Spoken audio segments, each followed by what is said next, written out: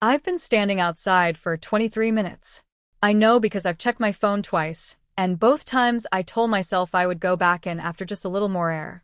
The music is still playing through the venue doors, something slow, something romantic. Inside, 87 people are celebrating my sister's wedding. Glasses are being refilled. Someone is probably on the dance floor. My mother is probably watching with that soft, proud expression she reserves for moments like this. And I'm out here, holding a glass of champagne I haven't touched. I'm wearing dusty rose. Diane chose the color in February. She said it would look beautiful in the photos. I agreed because I always agree about things like that. I ordered the dress the same week I called the florist to confirm her deposit. The same week I rearranged my work schedule to attend 2 vendor tastings she couldn't make it to. 30 minutes ago, in front of every person we've ever known, my sister said something I am still deciding how to feel about. I'm not going to tell you what it was yet because without knowing who we are, who she has always been, who I have always been in this family, it sounds like nothing more than a bad wedding speech. And it isn't that. It's something that was building for a very long time. What I will tell you is this. When she said it, I smiled. That's what I always do. I smiled, and I set my glass down carefully, and I walked out here. I didn't go back inside right away because I knew that when I did, nothing was going to be the same, and I needed one more minute of pretending it still could be. But Marcus had something in the inside pocket of his jacket. And I think, standing here with the music bleeding through the doors and the champagne going flat in my hand, that tonight was always going to end exactly the way it ended. My name is Clara. I'm 36, and for the past 9 years I've worked as a project manager, which, in practical terms, means I organize other people's chaos for a living. I'm good at it. I notice what's missing, I track what's overdue, and I stay calm when things start falling apart. I don't say that to impress anyone. I say it because, later, you'll understand why being the person who always keeps everything together became both my strength and my weakness. I'm not married. I live alone in an apartment 2 hours from my hometown, a distance I chose deliberately, although I didn't always admit that to myself. Diane is my older sister. She's 38, and she's always been the kind of person who walks into a room and the room quietly reorganizes itself around her. People lean toward her. Conversations follow her. My mother used to say Diane just had a way about her, and she wasn't wrong. I don't say that bitterly. At least I didn't used to. I genuinely admired it. I still do, in that complicated way you admire something that has also cost you. I learned early what my role was. Diane shone. I made sure the conditions were right for her to shine. I handled the logistics, smoothed the friction, remembered the things she forgot. If she was late, I covered for her. If she forgot something, I remembered it. If there was a problem, somehow it became mine to solve. For a long time, that felt natural. It felt like love. Our mother, Linda, loves both of us. I want to be fair about that. She's never been cruel to me, and I don't think she ever consciously chose Diane over me. But for as long as I can remember, Diane's problems were emergencies, while mine were inconveniences. Not because Mom was heartless, because that was the pattern. And patterns don't need bad intentions to cause damage. They just need to happen often enough. Marcus came into Diane's life 2 years ago, and he was different from the men she'd dated before. Quieter, more careful with his words. He had a habit of watching a situation before responding, like he was noticing things other people had already decided weren't important. I noticed that about him early. I just didn't know how much it would matter. When Diane got engaged, I was genuinely happy for her. Whatever happened later, I want that part to be clear. At the beginning, I wasn't jealous.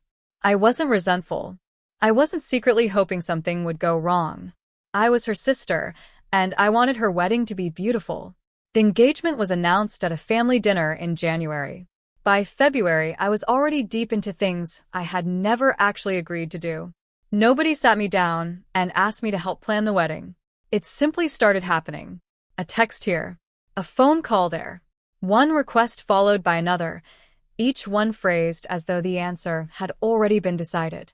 And because I'd spent my entire life being the person who handled things quietly, I kept saying yes. I didn't realize then that every yes was teaching everyone around me to expect another one. Nobody officially asked me to help plan the wedding. It just began accumulating, the way things always did with Diane, through a steady stream of texts that assumed the answer before the question was even finished. Can you call the venue and confirm the deposit? So I called. I need someone to taste test the catering. Can you go Thursday? I went Thursday. The florist needs someone to approve the centerpiece mock-up. Can you handle that? I handled it. 4 hours on the phone across 2 separate calls, going back and forth on table arrangements, bloom varieties, and delivery windows, and at the end of it, I paid the $800 deposit myself because Diane said she'd cover it the following month, and I didn't want the booking to fall through. I told myself that was just how this worked, that I was helping, that this was what sisters did. Then one morning I opened my phone and saw that Diane had posted a photo of the centerpiece mock-up on social media. It was a beautiful photo, soft light, flowers arranged just right. The caption read, "Finally coming together. Thanks to my amazing vision and Marcus's patience." I read it twice. Then I put my phone down and went to make coffee. I mentioned it to my mother later that week, casually, the way you mention something when you're hoping someone will tell you it's nothing. Mom listened and then smiled and said, "Oh, you know Diane. She just gets excited. You're so good at handling things, Clara. I don't know what we'd do without you." She meant it warmly. I know that. There was nothing in her voice except genuine affection. But something about it settled in my chest in a way I couldn't immediately name, the way a compliment can feel like a life sentence if you hear it enough times. I smiled, said nothing, and that was when I noticed Marcus, who was sitting at the far end of the table, looking at me with an expression I couldn't quite read. He didn't say anything either. He just watched. I told myself the social media thing didn't bother me, but I thought about it for 3 days. Then Diane called with another request. I answered and we moved on. That was February. By April, I had spent more money on this wedding than I'd spent on anything in my life. I want to be honest with you about the money, because it matters. It matters more than I understood at the time. Let me tell you what the money actually looked like because I think it's important to be specific. I'm not wealthy. I'm comfortable, careful, the kind of person who has a savings account she actually uses and thinks twice before an unplanned expense. I say that not for sympathy, but so you understand what these numbers meant in real terms. The florist deposit was $800, paid in February. The rehearsal dinner venue was $1,400, covered in April after Diane's original choice fell through 4 days before the booking deadline, and she called me in a panic at 9 in the evening. The dress was $2,000 alone, she said. She'd pay me back after the honeymoon. The maid of honor's flight stipend was $280 because her closest friend couldn't afford the ticket and Diane couldn't bear the thought of her not being there. The bridesmaid gifts were $340, purchased by me in May after Diane mentioned twice that she'd ordered them, and I eventually realized she hadn't. That's just over $6,000. None of it written down. All of it given the way you give things to family, with the quiet assumption that the trust between you is enough of a guarantee. 6 weeks before the wedding, we had a family gathering at my mother's house. One of my aunts asked Diane how she'd managed to put together such a beautiful wedding on a reasonable timeline. Diane laughed the way she always laughs at compliments, warmly, easily, like the praise was expected but still appreciated. She said, "Honestly, Marcus and I just decided what we wanted, and went from there. We knew it would come together." I was sitting 4 feet away from her when she said it. Nobody looked at me. Not my aunt, not my mother, not Diane. The conversation moved on to the flowers, then to the venue, then to the honeymoon destination. I sat with a glass of water and listened to my sister describe her wedding as though she had built it alone, and I felt something happen inside me that I didn't have a clean word for. It wasn't anger exactly. Anger is too loud for what it was. It was quieter than that. It was the slow, unsettling recognition that I had been making myself invisible for so long that I had actually disappeared. Later, I was in the kitchen when Marcus came in. He closed the door partway behind him. He spoke quietly, like he was aware of exactly how much sound carried in that house. "She knows, Clara," he said. She just doesn't know how to say it. I looked at him for a moment. I wanted to believe that. Part of me was still willing to. But I noticed that he didn't suggest she try. I drove home that night and opened my banking app.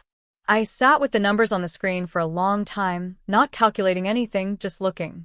Then I closed the app and went to sleep. I didn't say anything to anyone. Not yet. I wish I could tell you that was the worst of it before the wedding. But the month that followed changed things in a way I didn't fully understand until much later. The week after the family gathering, I didn't say anything to anyone. I went to work. I answered emails. I made my coffee in the morning and my tea at night, and I kept the apartment very tidy, the way I always do when something is bothering me that I haven't found the right words for yet. I wasn't angry at Diane the way I thought I should be. What I kept coming back to, quietly and uncomfortably, was anger at myself. Why had I kept saying yes? Why had I paid for things without asking for so much as a thank you, let alone a timeline for repayment? Why did I feel embarrassed about the money?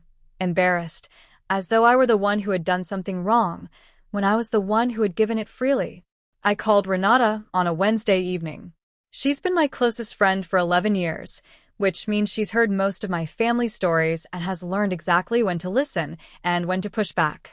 That night, she listened for a long time without interrupting.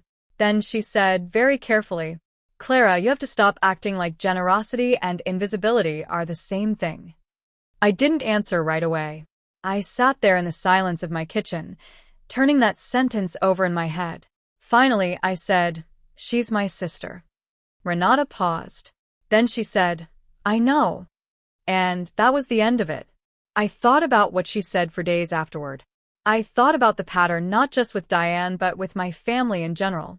I'd always told myself I handled things because I was capable. That was the story I'd given myself. But that week, for the first time, I wondered if the real reason was simpler and more uncomfortable than that. Maybe I was afraid of what would happen if I stopped. Afraid that if I wasn't useful, I wouldn't be necessary. Afraid they wouldn't notice the difference. I didn't cancel any of my remaining wedding responsibilities. I told myself I was doing it for Diane because I loved her, because I wanted the day to be beautiful. And that was true. But somewhere underneath it was something I wasn't quite ready to look at directly. I didn't know how to stop. Stopping felt more frightening than continuing. So I went back to the checklist. 14 items left. I started on the first one. I told myself that after the wedding, I would figure out what to do. What I didn't know was that someone else was already figuring something out. Marcus had been having his own quiet week, and he had come to a very different conclusion about what needed to happen. 3 weeks before the wedding, Diane sent a group text to the family. It was warm and well-written, the kind of message that makes people screenshot it and save it. She thanked Marcus's parents for their generosity. She thanked her maid of honor for being her person through all of it. She named 3 cousins who had spent an afternoon helping address envelopes. She thanked my mother for everything, which was vague enough to mean anything and specific enough to feel genuine. I read the text once. Then I read it again. My name was not in it. I put my phone face down on the table and sat there for a moment. I wasn't sure what I felt exactly. It was too quiet to be anger, and too sharp to be nothing. I picked my phone back up, put it in my bag, and went back to whatever I had been doing before the notification came through. I don't even remember what it was. 2 days later, Diane called. She needed one more thing, a wedding day emergency kit. Stain remover, safety pins, pain reliever, blister bandages, a small sewing kit, double-sided tape. She listed everything with the ease of someone who had never once considered that the person on the other end might say no. I wrote it down. I told her I'd handle it. When we hung up, I sat in my car, without starting the engine for a few minutes. Something was happening inside me that I didn't have language for yet. It wasn't a breaking point. It was quieter than that. The way water changes before it freezes. I kept thinking about how easily I'd given things away, my time, my money, my weekends, my attention. Not because anyone had forced me to, and not even because Diane had directly demanded it. I had simply kept giving because that was the role I'd learned to play. And for the first time, I wondered how long I could keep doing it before there was nothing left that felt like mine. The rehearsal dinner was held at a restaurant near the venue. I arrived early, checked the place settings, confirmed the caterer's timeline, and made sure my mother had a seat she was comfortable in. During dinner, I sat slightly outside the central table, next to Marcus's younger brother, whose name I learned for the second time because I'd already learned it once and somehow forgotten, which felt appropriate somehow. Near the end of the evening, as people were gathering their things, Marcus found me near the exit. He put his hand briefly on my shoulder and said, very quietly, "Everything's going to be fine, Clara." I didn't know what to do with that. Fine in what sense? Fine meaning the day would run smoothly, the vendors would show up, the flowers would be right? Or fine meaning something else, something he knew that I didn't? I almost asked. I didn't. I drove home thinking about the group text, the emergency kit list, the money I'd spent, and the fact that in all those weeks of planning, calls, vendor tastings, and deposits, not one person had asked me how I was doing. Not once. I woke up the morning of the wedding with that specific quiet in my chest, the kind I'd learned, over the years, not to ignore. But I got up. I got dressed. I drove to the venue. Because that's what I do. What I didn't know was that something had happened between the rehearsal dinner and that morning. Something Marcus had done, quietly, the way he did everything. And whatever it was about to change the wedding completely. I need to go back for a moment. There's something I almost left out of this, not because it isn't important but because when it happened, it didn't feel like the kind of thing you file away as significant. It felt minor, practical, almost ordinary. It was only later that I understood what it actually was. 2 weeks before the wedding, Marcus called me. Not a text, a call. He asked if I had time to meet for coffee, just the two of us. I remember finding that slightly unusual. Marcus and I had always been friendly, comfortable with each other in the way people are when they share a family, without having chosen each other directly. But we didn't have coffee alone. That wasn't something we did. I said yes anyway. He was already at the table when I arrived. He'd ordered his coffee and a water for me, which I noticed because it was such a small, considered thing to do. We talked for a few minutes about nothing in particular, and then he set down his cup and got to the point in the way I'd come to recognize as distinctly his, no preamble, no softening, just the thing itself. He told me he'd been watching the financial side of the wedding planning. He said it carefully, like he'd chosen each word in advance. He named the florist deposit, the rehearsal dinner venue, the dress. He told me the amount he'd been tracking based on what Diane had mentioned to him over the months, and then he said there were probably things she hadn't mentioned. "I want to make sure you're protected, Clara," he said. Not as a statement, just as a fact. Then he slid a document across the table. 2 pages, printed and folded. I opened it and found a detailed list, every contribution I'd made, with dollar amounts, dates, and descriptions. He had framed each item as a loan rather than a gift, with a simple repayment structure at the bottom. I stared at it for a long moment. I told him it felt strange, that it felt like filing a legal claim against my own family. "It's not a claim," he said. "It's a record. There's a difference." I sat with that. Then I picked up his pen and signed it. I added 2 items he'd missed, the bridesmaid gifts and the maid of honor's travel stipend. He wrote them in by hand and initialed the additions without comment. I drove home feeling something I couldn't name cleanly. Part protected, Part sad. and part something that felt uncomfortably close to relief, which bothered me more than the rest of it. I put my copy in the inside pocket of my bag. Then I went back to the wedding checklist. 12 items left. I finished all of them. The morning of the wedding was beautiful.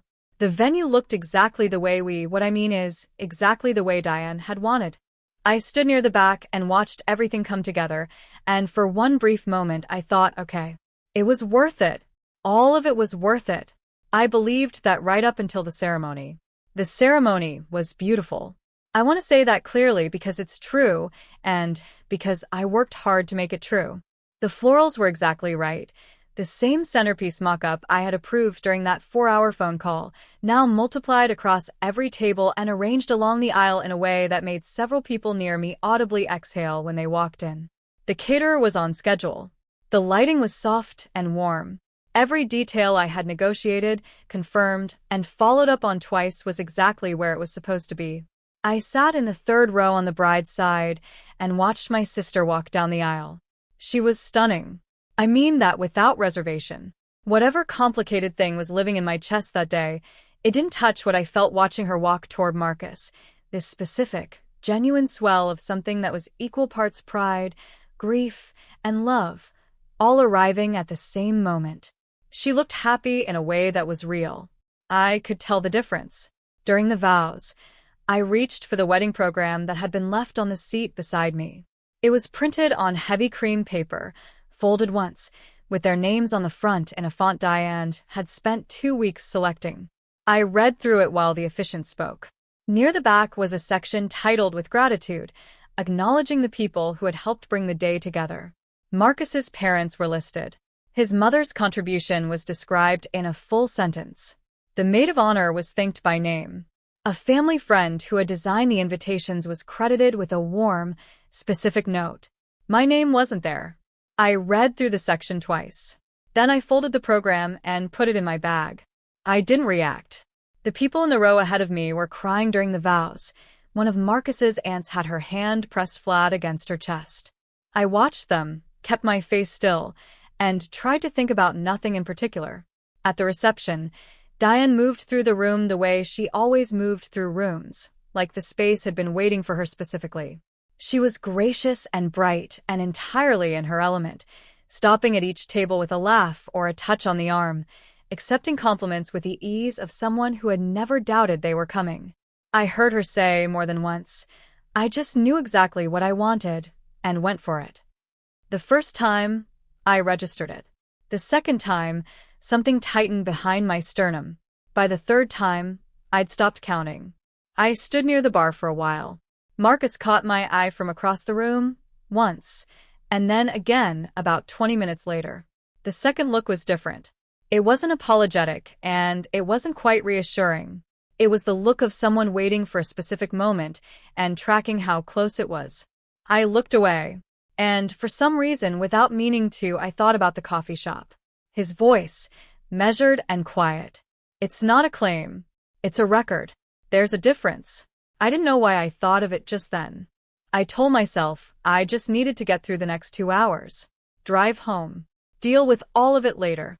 I'd managed harder things than a wedding reception. I could manage this. And then Diane picked up a microphone. What happened next, I've replayed more times than I can count, not to punish myself, but because I want to get it exactly right. I want to be accurate about what she said. Every word. Diane's speech was good. I want to give her that. She was funny and warm, and the room was completely with her from the first sentence, laughing at the right moments, quiet at the right moments. She talked about Marcus with a sincerity that made his mother reach for a tissue. She thanked her family with the kind of language that sounds spontaneous, but has clearly been thought about. It was a good speech. And then she got to me. "And I have to thank my little sister Clara," she said, with a smile that reached the back of the room, "who really wanted to help with this wedding." A small, knowing laugh. I mean, she is a project manager, so she had some very strong opinions about timelines. The room laughed, genuinely, warmly, the way people laugh when something lands exactly right. But we managed to rein her in and keep things fun. More laughter. Someone near the front applauded lightly. I was sitting at a table with 2 of Marcus's cousins. I felt them glance at me, that quick, instinctive check people do when someone is mentioned in a room. I kept my face completely still. I reached for my champagne glass and took a sip, the first of the evening, then set it back down without making a sound. Diane moved on. The speech continued. The moment passed the way those moments do, absorbed into the current of the evening, already becoming a footnote. The room laughed again at something else. Someone refilled a glass nearby. I looked at the table in front of me. I thought about the florist deposit. The rehearsal dinner venue I'd booked in 4 days because her original choice had fallen through. The $2,000 dress loan she hadn't mentioned repaying. The emergency kit sitting in the bridal suite upstairs, assembled item by item from a list she'd read to me over the phone. The group text. The wedding program. The social media caption with its amazing vision and its careful silence about everything else. I stood up. I excused myself quietly to no one in particular. And I walked out. I already told you where I went. I already told you what I was holding, how long I stood there, and what the music sounded like bleeding through the doors. 23 minutes. Champagne I hadn't touched. The specific quiet of a person who had decided not to cry in public. Then the door opened. It was Marcus. He stood beside me for a moment without speaking, looking out at the same darkness I'd been staring into. Then he said, "I think it's time." I looked at him. "Are you sure?" "I've been sure since the coffee shop." For a moment, neither of us moved. Then Marcus opened the door. I walked back inside. And what happened next is something I will never forget. The room was still mid-celebration when we walked back in. Music played at the far end, conversations carried on near the tables, and the reception had settled into that particular warm noise of a wedding finding its rhythm. Nobody noticed us come through the door. Marcus walked toward the head table without hurrying. I followed half a step behind, still not entirely sure what I had agreed to by walking back in with him. He sat down across from Diane. I stood slightly to the side. He didn't raise his voice. He didn't announce anything. He simply reached into the inside pocket of his jacket, removed a folded document, and placed it on the table in front of his wife. Diane looked at it, then at him. "What is this?" "It's a record," he said, "of what Clara contributed to this wedding. I think you should read it." The maid of honor had gone quiet. At the adjacent table, I could feel, without looking directly, two of Marcus's cousins turning toward us. The same two who had glanced at me during the speech. Diane opened the document. I watched her face as she read. The florist deposit, $800, March 14th. The rehearsal dinner venue, $1,400, April 2nd, with a note explaining that the original venue had fallen through and the replacement had been booked within 4 days. The dress loan, $2,000, February 28th. The bridesmaid gifts, $340, May 1st. The maid of honor travel stipend, $280, April 15th. The wedding day emergency kit, $120, assembled and delivered to the bridal suite that morning. Every item was dated. Every amount was exact. Every description was specific enough that there was no reasonable way to pretend the numbers had simply appeared out of nowhere. At the bottom was the total, $4,940. And beneath that, the repayment terms we'd agreed to at the coffee shop, along with my signature. Diane looked up.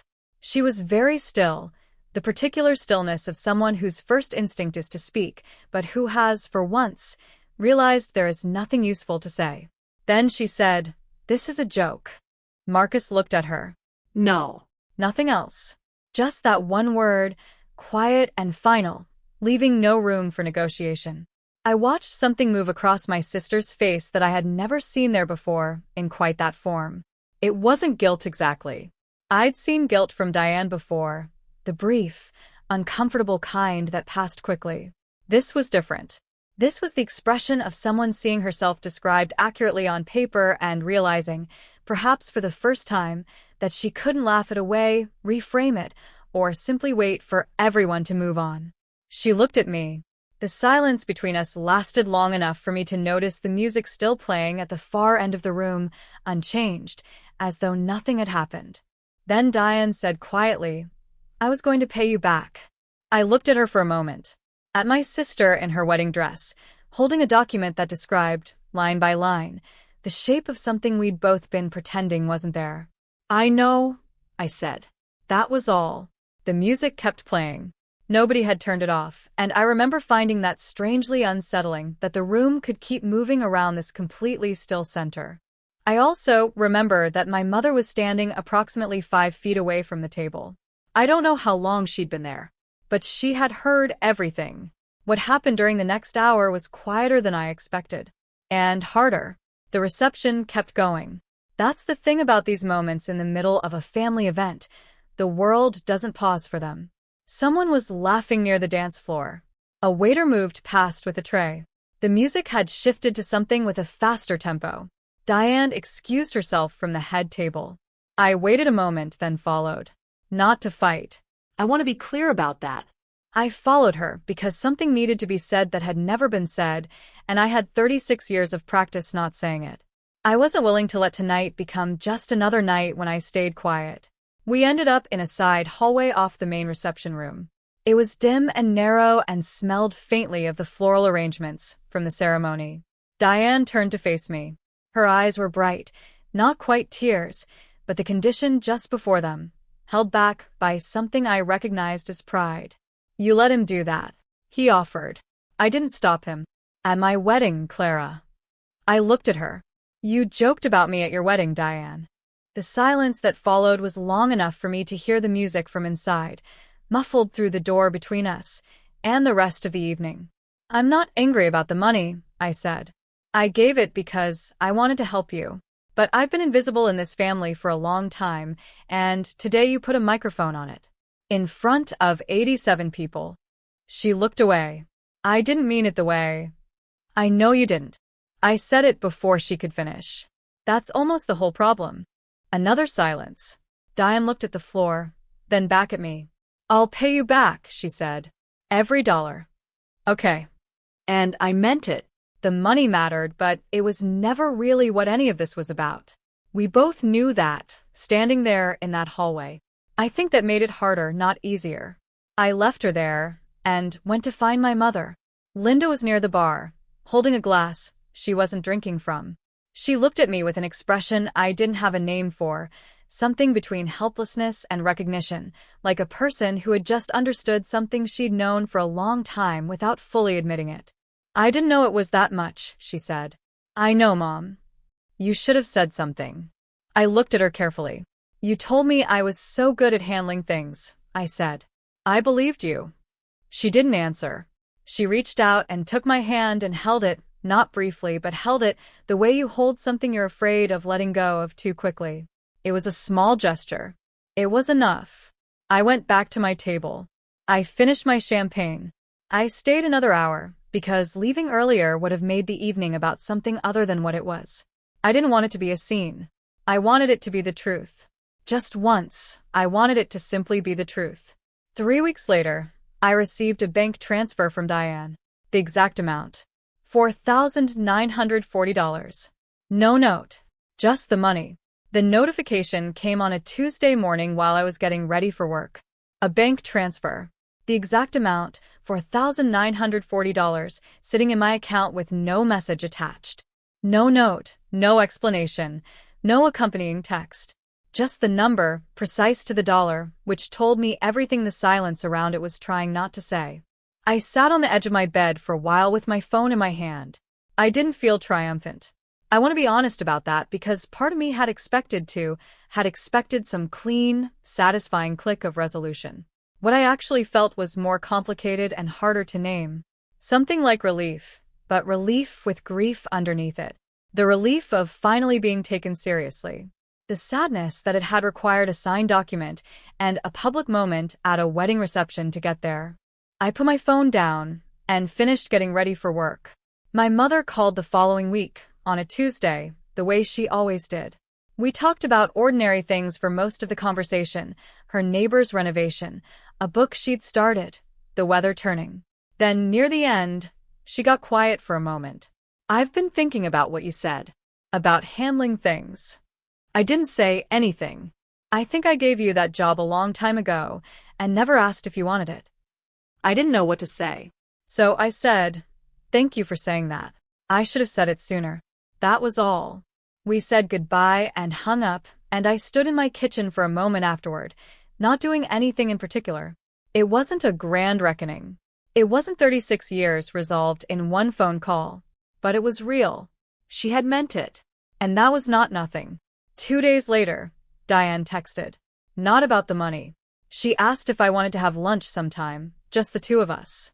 I looked at the message for a long time before typing back, I'll let you know. I meant it. For once, I genuinely didn't know yet, and I wasn't going to answer before I did. I sent Marcus a short message. Thank you for the coffee shop. He replied with 3 words. You would have. I stared at that message for a while. Maybe he was right. Maybe I would have gotten there eventually on my own in my own time. I think it might have taken me another year. I still haven't answered Diane's lunch text. I'm not punishing her. I want to be clear about that. I'm just, for the first time in a long time, taking my time. Not because I'm angry. Because I'm finally letting myself think about what I actually want. And that felt new. Deciding what I wanted, not what would keep the peace, not what would keep everyone comfortable, not what everyone else expected from me. What I actually wanted. For the first time, I didn't feel guilty for taking the time to find out. In the months since the wedding, I've been paying attention to the small things I've changed. Not the dramatic ones, because there weren't many of those. Just the quiet shifts you only notice when you look back at where you were standing before. I stopped being the first to volunteer. Not in a deliberate, principled way. I didn't make a rule about it. I just stopped saying yes before I'd finished thinking. Sometimes I let the phone ring. Sometimes I tell people I'll get back to them instead of immediately figuring everything out for them. I call Renata more than I used to, which means I'm finally returning something to a friendship I'd been drawing from without replenishing for longer than I'd like to admit. I've had lunch twice with a friend I'd kept rescheduling for 2 years because I was too busy managing other people's logistics to make time for my own. I think about the contract more than I expected to. Not with pride exactly. More with something that feels like gratitude, though it took me a while to understand what I was grateful for. It wasn't only the money, though the money mattered. It was being named.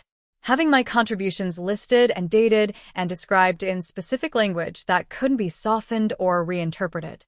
Being real on paper in a way I had apparently never quite managed to be in my family's understanding of things. I also think about what it cost me to get here. The particular grief of realizing that a dynamic had been in place for decades. That it didn't start with the wedding or the year before, but much earlier, in patterns so familiar they stopped feeling like patterns and simply felt like life. And the harder thing was knowing that I had participated in it. Not from weakness. From a story I'd been telling myself for a very long time about what love required of me. That story said, you give, you absorb, you make things easier for everyone else, and that is how you matter. I don't have a clean answer for what I do with that knowledge. I'm not sure there is one. What I know is that the woman who stood outside that reception hall for 23 minutes and then chose to walk back in, not to make a scene, not to punish anyone, but simply to stand beside the truth, is not the same woman who paid an $800 florist deposit, said nothing, and told herself it was fine. I'm not sure exactly when the change began. Maybe it started before the wedding. Maybe it started at my mother's kitchen table, watching Marcus watch her say, "You're so good at handling things," and noticing, for the first time, that he wasn't nodding along. For a long time, I believed the quietest person in the room was also the safest one. I'm not sure I believe that anymore. Because sometimes being quiet isn't peace. Sometimes it's disappearance. And if there's one thing this experience gave me, it wasn't the money back. It wasn't a moment at the reception. It was something much simpler. The permission to take up space. I used to think keeping the peace was a form of love. I still think it can be. Not every family conflict needs to become a confrontation, and staying quiet isn't always the wrong choice. But I've learned the difference between keeping the peace and keeping yourself invisible. The trouble is, from the inside, they can feel almost identical for a very long time. You tell yourself you're being generous, being mature, being the bigger person. And maybe you are. But somewhere along the way, if you're not careful, you stop being a person and become a function, the one who handles things, the one who shows up, the one everyone can count on because you've never made anyone uncomfortable by asking to be counted to. I didn't use the contract as a weapon. Neither did Marcus. It was never meant to be one. It was simply a record that said, this happened, this person was here, this mattered. And somehow, that was everything. If you've ever stood outside a room where a celebration was happening without you, a room you helped build, a room that wouldn't have existed in quite the same way without the 100 quiet phone calls, the bills you paid, the problems you solved, and all the times you showed up without being asked, I want you to know something. Going back in isn't weakness. Sometimes going back in, standing quietly beside the truth, is the bravest thing you can do. And if you've ever been the person in your family who handles everything, I'd genuinely like to know, did anyone ever stop and say thank you?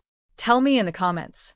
Because I have a feeling a lot more of us have been standing outside that reception hall than anyone ever talks about.